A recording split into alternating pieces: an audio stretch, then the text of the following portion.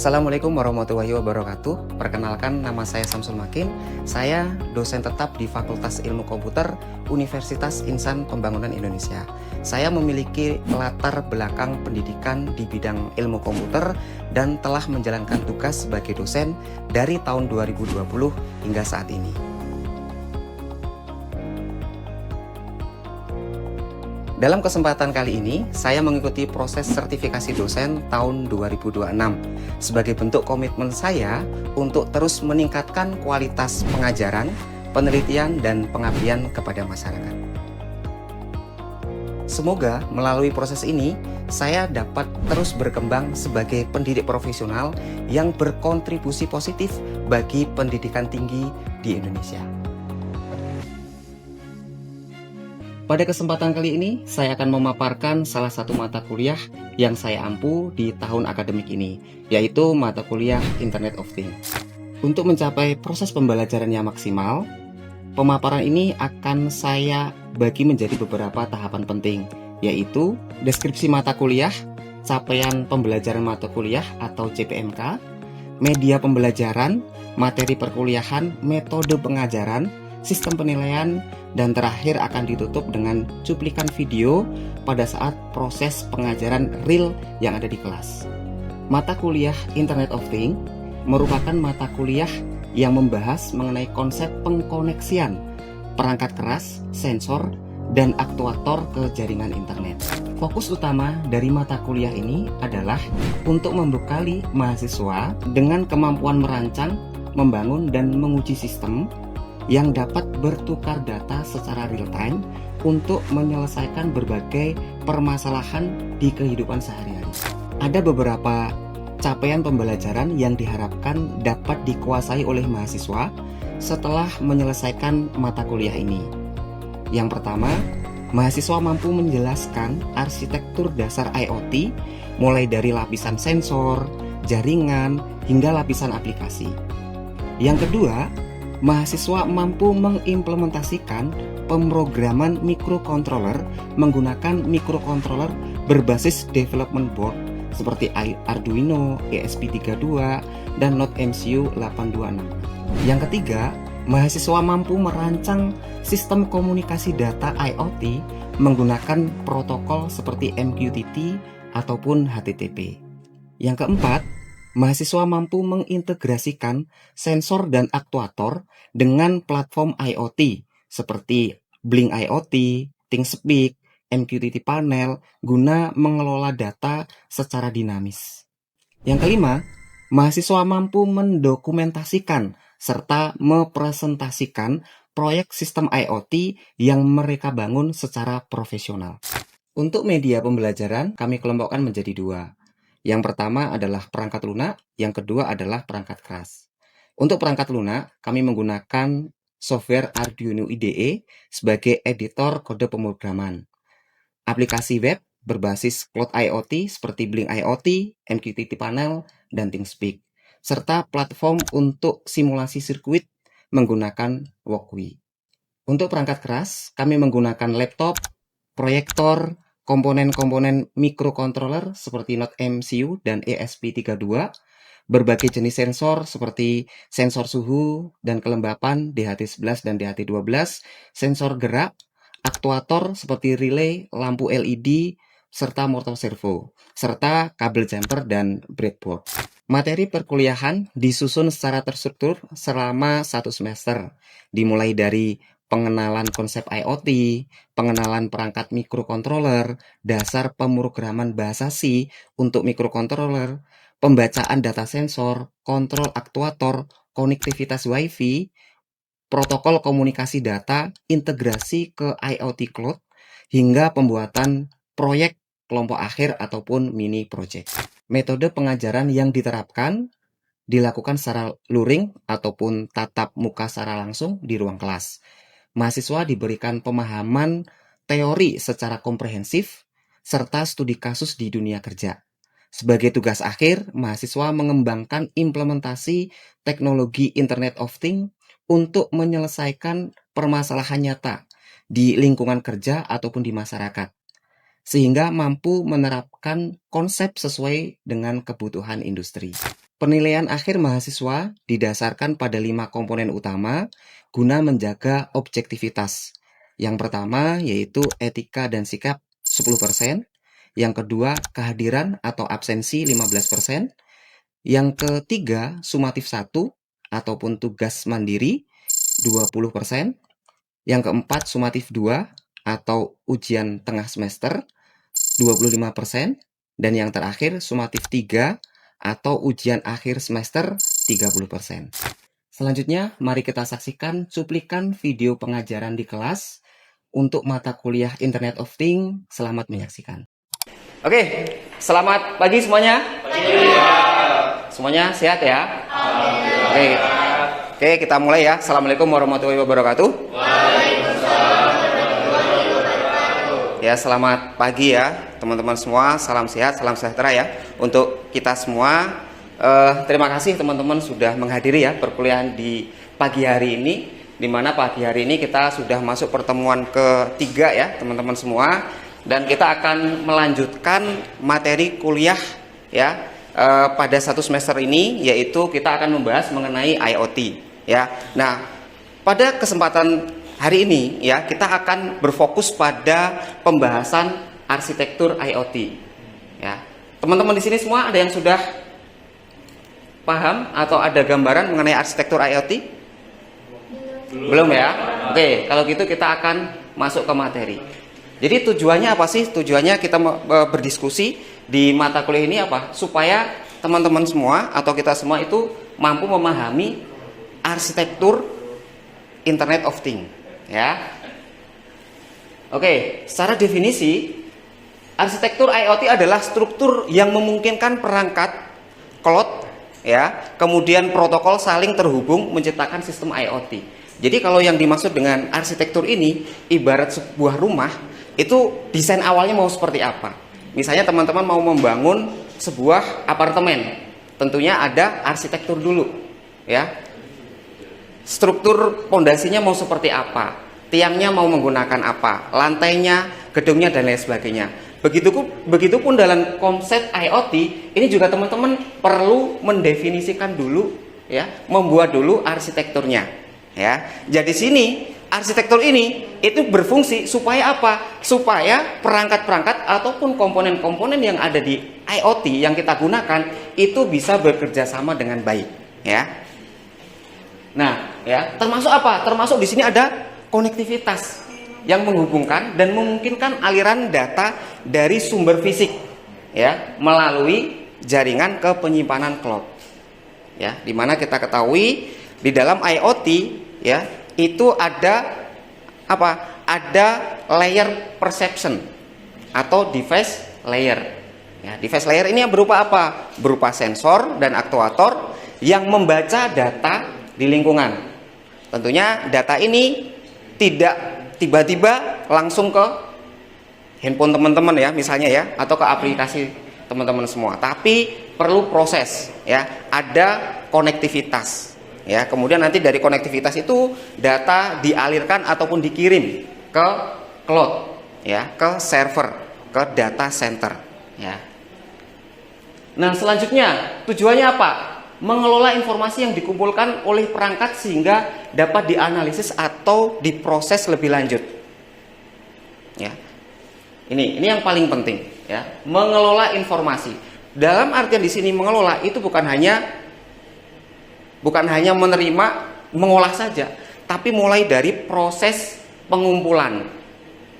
Sehingga dari data yang dihasilkan oleh sensor itu semuanya dikirim, dikumpulkan, diolah ya, kemudian bisa menghasilkan suatu prediksi.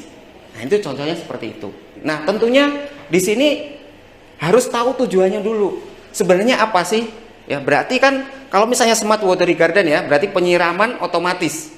Berarti tujuannya apa? Tujuannya adalah supaya kelembapan ya pada tanah atau kadar air pada tanah itu sesuai dengan toleransinya. Ada minimal, ada maksimal. Itu adalah tujuannya. Jangan sampai bisa bekerja, tapi masih sebenarnya belum perlu dikasih air nih. Sistem udah ngasih air. Nah, ini kan tentunya tidak bagus. Berarti kalau seperti ini tidak terdefinisi dengan baik. Nah, supaya bisa bekerja dengan baik sesuai dengan kebutuhan, makanya di sini harus mendefinisikannya itu benar-benar gitu ya, atau dengan baik, sudah diketahui goalnya itu apa, parameternya apa ya, baru nanti kita bicara lebih detail spesifiknya, alat yang digunakan ini sesuai nggak dengan spesifikasinya gitu ya, itu contohnya. Nah kemudian komponen pada IoT ya, yang pertama yaitu adalah perangkat atau things. Jadi di dalam IoT ya, itu pasti ada perangkatnya, ada perangkat kerasnya ya. Perangkat keras ini bisa hanya sensor dan mikrokontroller aja, atau bisa hanya mikrokontroller dan aktuator, atau bisa kombinasi ketiganya ya. Ada sensor, ada mikrokontroller, dan ada aktuator gitu ya. Itu pasti ada seperti itu, namanya perangkat. Namanya IoT itu tidak bisa hanya aplikasi saja, itu tidak bisa ya. Meskipun yang saat ini teman-teman misalnya tinggal menggunakan ya, kayak tadi misalnya untuk prediksi cuaca, Pak, saya prediksi cuaca kan hanya menggunakan handphone saja gitu ya. Nah itu tidak mungkin ya, atau di belakangnya itu ada teknologi lain ya, dan pasti ada perangkatnya yang bisa mendeteksi suhunya berapa, kelembapan udaranya berapa ya, kemudian arah angin dan lain sebagainya ya. Ini pasti ada namanya perangkat. Berupa apa? Bisa sensor, bisa aktuator, dan perangkat pintar. Perangkat pintar ini apa? Microcontroller ya, bisa Arduino dan lain sebagainya. Kemudian komponen selanjutnya itu apa? Konektivitas ya. Tanpa adanya konektivitas, sensor mungkin nggak bisa terhubung dengan mikrokontroller, tidak bisa. Mungkin nggak tanpa konektivitas mikrokontroller terhubung ke internet, tidak bisa ya. Jadi konektivitas ini menjadi komponen yang sangat penting, karena tanpa adanya konektivitas mikrokontroller dan lain sebagainya itu tidak akan bisa bekerja dengan sama. Ekosistem IoT tidak akan ada ya. Jadi konektivitas ini menjadi komponen yang kedua ya. Dan ini protokolnya itu bisa bermacam-macam ya, bisa dengan HTTP, bisa dengan MQTT ya, dan lain sebagainya ya. Kemudian komponen yang ketiga itu adalah pengolahan data ya, pengolahan data. Komponen ini mungkin teman-teman kalau tidak bisa melihat secara langsung ya, karena bisa saja teman-teman menyewa. Contoh misalnya teman-teman menggunakan komunikasi MQTT ya, kemudian untuk penyimpanan datanya menggunakan MQTT broker. Nah, itu berupa server. Nah, di sini teman-teman cukup menyewa ya, ada yang open source yang gratis, ada juga yang berbayar. Ya, silakan digunakan ya. Nah, secara fisik ya kita tidak tahu disimpannya ada di mana. Kecuali misalnya teman-teman dalam suatu perusahaan, company mau membuatnya sendiri. Ya, mau server ini mau dibuat sendiri, mau dibangun sendiri infrastrukturnya, nah itu bisa, gitu ya. Tapi di sini ini harus ada, ya, baik yang secara fisik ataupun secara virtual. Ya, bisa juga kalau misalnya ya teman-teman kalau tidak mau repot ya di perusahaannya, kemudian menyewa virtual untuk penyimpanan, nah itu bisa juga, gitu ya. Tapi tanpa adanya pengolahan dan penyimpanan data ini, data-data yang dihasilkan dari sensor itu tentunya tidak bisa diolah dan dianalisa. Ya. Selanjutnya komponen yang keempat itu adalah manajemen data. Nah, manajemen data ini sebenarnya masuk ke dalam service layer atau termasuk di dalam pengolahan data. Bedanya apa? Kalau pengolahan ini yang berhubungan dengan bagaimana proses data itu dianalisis. Sementara kalau untuk manajemen data, ya, manajemen data itu meliputi bagaimana data itu akan ditampilkan. Bagaimana data itu akan ditampilkan, contoh ya, dari misalnya, kita bisa tahu cuaca hari ini, ya, biasanya ada gambar kayak misalnya panas gitu ya, gambar matahari, ya, dan lain sebagainya, kayak gitu ya. Kemudian kalau misalnya teman-teman mau melihat data yang sifatnya historikal, ditampilkan dalam bentuk grafik, ya, bagaimana ya monitoring suhunya, di jam sekian suhu naik, turun dan lain sebagainya. ya. Kemudian untuk komponen yang kelima ini adalah aplikasi dan layanan. Ya, aplikasi dan layanan itu apa? Ya berupa aplikasi yang berhubungan langsung dengan end user, berhubungan langsung dengan manusianya. Ya, bisa berupa aplikasi. Contoh, misalnya teman-teman bisa tahu kondisi cuaca hari ini, tentunya teman-teman harus melalui aplikasi, baik berupa web ataupun menggunakan mobile, ya, aplikasi Android, misalnya seperti itu, ya. Dan yang terakhir itu adalah keamanan. Nah, keamanan di sini biasanya pada umumnya keamanan ini dianggap sebagai pelengkap, ya. Tetapi padahal keamanan ini, keamanan data ini adalah sesuatu komponen yang sangat penting. Karena tidak bisa disepelekan. Secanggih apapun, ya, seberapa kompleks apapun, kalau misalnya keamanan datanya tidak ada, itu akan percuma, teman-teman. Ya, karena nanti aplikasi ataupun data yang teman-teman hasilkan itu bisa bocor atau dihack oleh orang yang tidak bertanggung jawab, ya. Makanya di sini keamanan juga jangan lupa dimasukkan ke dalam komponen IoT, di mana IoT ini terkoneksi dengan internet, ya, di mana di dalam internet ini sangat bermacam-macam, ya, orang yang terhubung dengan internet. Ada yang memang tujuannya untuk bekerja atau untuk belajar, ada juga yang untuk, ya, mencari hiburan, ada juga yang untuk kejahatan. Ya, makanya ada istilah namanya cyber crime, gitu ya. Nah, ini juga bahaya, ya. Mungkin teman-teman pernah mendengar berita, ya, di luar negeri ada suatu perusahaan, ya, ada suatu perusahaan yang secara teknologi sudah menggunakan IoT, kemudian dihack, ya, dihack, kompresornya itu tidak bisa dihentikan. Akhirnya apa? Overheat dan meledak. Nah, itu berarti apa? Kelemahan dalam keamanan datanya, gitu ya. Oke, sampai di sini ada yang mau ditanyakan? Ya. Ya. Jadi kalau perangkat IoT gini, apakah wajib banget itu selalu terhubung ke internet? Apa misalkan perangkatnya itu masih dihitung IoT nggak sih kalau ngirim datanya ke internet tuh setiap berapa, misalkan sehari sekali gitu? Oke, jadi ya ini pertanyaannya menarik, ya, bagus, ya. Soalnya mungkin dari teman-teman mungkin kadang agak bingung nih membedakan mana yang IoT, mana yang smart home, mana yang smart city dan lain sebagainya, gitu ya. Jadi kalau secara definisi udah kita sepakat, ya, sesuai namanya bahwa IoT ini ada istilahnya Internet of Things. Jadi ada kata kunci, ada internetnya. Bisa saja, ya, bisa saja ada perangkat pintar, ya, perangkat pintar, misalnya kayak smart watery garden. Jadi di situ teman-teman ada sensornya, ada sensor untuk mendeteksi kelembapan atau kadar air tanah atau kadar air dalam tanah, ya. Kemudian di situ masuk ke Arduino mikroprosesor yang membaca nih dan mengontrol nih, ini kira-kira tanahnya nih kering, ya, atau masih basah nih. Kalau udah kering waktunya atau butuh air, maka mikroprosesor ini memerintahkan, misalnya, ya, memerintahkan relay untuk mengaktifkan pompa air sehingga nanti ada air yang mengaliri tanah tersebut. Misalnya seperti itu, ya. Ini sebenarnya sudah smart device juga. Tetapi kalau tidak terkoneksi dengan internet, ini belum bisa disebut sebagai perangkat IoT. Gitu, ya. Jadi bisa saja antara perangkat IoT, ya, dengan smart home ini beririsan, bisa saja tidak berhubungan.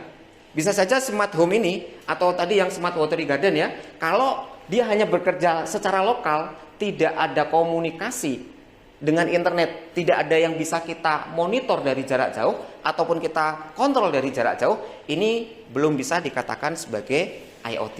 Tapi bisa dibilang sebagai smart home. Sama misalnya, ya, sama misalnya kayak early warning system, ya, sistem pendeteksi banjir, tetapi tidak terkoneksi dengan internet nih, hanya sebatas misalnya, ya, ada di daerah yang biasanya itu daerah rawan banjir, ya, apabila di situ sudah ada genangan air di kalinya, di sungainya, ya, berarti mungkin estimasinya 30 menit lagi di daerah tertentu akan ada banjir misalnya, ya. Nah, tetapi notifikasinya hanya buzzer aja, ya, buzzer aja, atau mungkin mengaktifkan pompa supaya standby, tetapi tidak ada konektivitas dengan internet, baik yang sifatnya monitoring, data masuk, atau sesuatu yang bisa kita kendalikan. Nah, ini masuknya smart city, tapi belum masuk IoT. Tapi IoT ini bisa juga diimplementasikan ke dalam smart home, ke dalam smart car, ya, mobil otomatis dan lain sebagainya, kemudian smart city. Gitu ya Mas ya. Sampai di sini kira-kira ada bisa dipahami atau ada tanggapan? Jadi yang paling penting harus ada internetnya ya. Betul. Ya, kalau kita mengacu pada konsep IoT, ya, itu terkoneksi dengan internet. Jadi dengan internet ini bisa aja kita hanya monitor. Contoh misalnya ya, teman-teman membuat smart watery garden itu. Ini kan tanpa IoT juga sudah bisa jalan ya. Nah, bagaimana cara kita bisa mengaktifkan ya atau supaya ada IoT-nya ini? Bisa dengan kita melihat monitoringnya.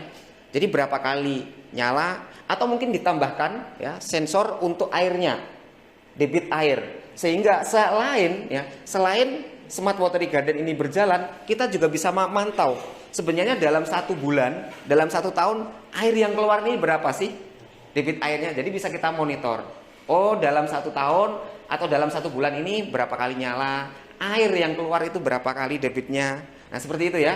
Nah, ini seperti itu. Jadi IoT ini ya bisa diimplementasikan di rumah, bisa di lingkungan, di kantor, di manufaktur, di perusahaan, bisa seperti itu. Gitu Mas. Berarti pokoknya selama terhubung ke internet dan bisa dikontrol dari jauh. Ya, selama bisa terkoneksi dengan internet, bisa dimonitor atau bisa dikontrol atau bisa dua-duanya. Gitu ya. Nah, mungkin banyak juga di manufaktur ya, di pabrik ya, itu juga sudah menggunakan AI yang robotik.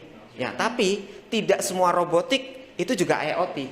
Tapi IoT ini bisa diimplementasikan di IoT. Gitu ya. IoT ini bisa diimplementasikan di robotik.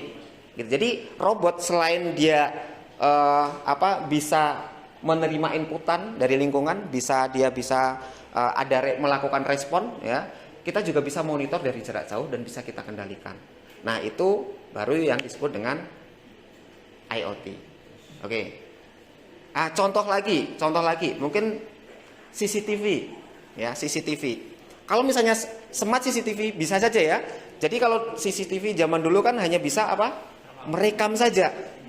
Hanya bisa merekam. Jadi kalau misalnya ada kejadian pencurian, ya pencuri tetap dapat gitu ya. Tapi kita bisa buka rekamannya supaya lebih mudah mencari pelakunya. Nah, kemudian apalagi CCTV yang bisa diakses secara live. Ya. Jadi kita bisa melihat kondisi rumah misalnya dari jarak jauh dengan bantuan internet. Ada juga smart CCTV. Ya, jadi CCTV ini ada notifikasi tertentu jika apakah ada orang mendekat, ya biasanya ada bunyi dan lain sebagainya. Nah, kalau misalnya IoT ini diimplementasikan ke dalam smart CCTV ini, ya CCTV bisa kita pantau dari jarak jauh. Dan sekarang kan sudah ada juga ya, yang selain kita bisa melihat, kita bisa juga ngobrol ya. Ya ngobrol. Nah, itu contoh. Jadi itu CCTV-nya ya tetap ada gitu. Tapi kalau IoT-nya masuk ke dalam teknologi ini, sehingga CCTV ini bisa kita monitor dari jarak jauh. Bisa dikontrol juga. Kadang kita bisa gerakan gitu ya. Mau ke kanan, mau ke kiri. Kita bisa memberikan pesan suara ke orang yang ada di rumah, misalnya seperti itu. Oke, sampai di sini teman-teman ada yang mau ditanyakan? Cukup ya? Cukup jelas ya? Oke, kalau cukup jelas mungkin sampai di sini pertemuan kita hari ini ya. Mudah-mudahan bisa dimengerti dengan baik dan bisa menjadi wawasan baru buat teman-teman semua. Terima kasih teman-teman atas kehadirannya. Sampai ketemu di pertemuan selanjutnya ya. Saya akhiri. Assalamualaikum warahmatullahi wabarakatuh. Terima kasih semuanya. Selamat menyaksikan. Baru saja Anda menyaksikan cuplikan proses pembelajaran saya pada sesi ketiga mata kuliah Internet of Things yang berfokus pada topik arsitektur Internet of Things.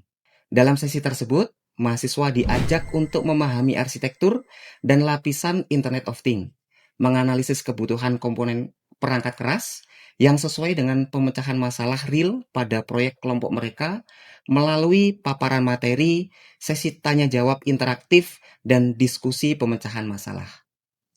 Melalui pendekatan project-based learning ini, saya berharap mahasiswa tidak hanya menguasai teori ilmu komputer dan elektronik secara pasif, tetapi juga mampu mengasah keterampilan berpikir kritis, kemampuan troubleshooting, kerjasama tim, serta memiliki kesiapan kompetensi praktis yang matang untuk menghadapi tantangan real di dunia industri digital masa kini. Terima kasih saya sampaikan kepada Kementerian Pendidikan Tinggi, Sains dan Teknologi Republik Indonesia, LL Dikti Wilayah 4 Jawa Barat dan Banten, serta seluruh tim sertifikasi dosen tahun 2026 atas kesempatan, kepercayaan, dan dukungan yang diberikan kepada saya.